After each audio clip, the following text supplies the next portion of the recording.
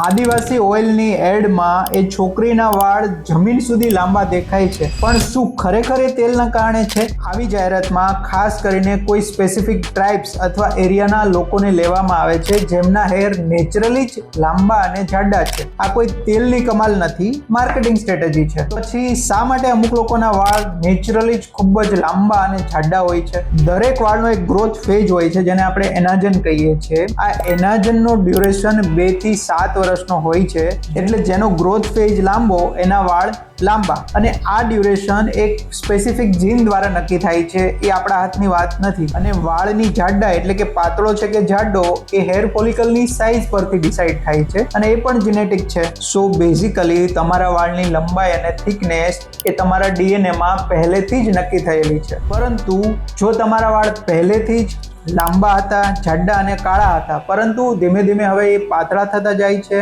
આછા થતા જાય છે અને ટૂંકા થતા જાય છે, તો તમારે ડર્મેટને મળવું જરૂરી.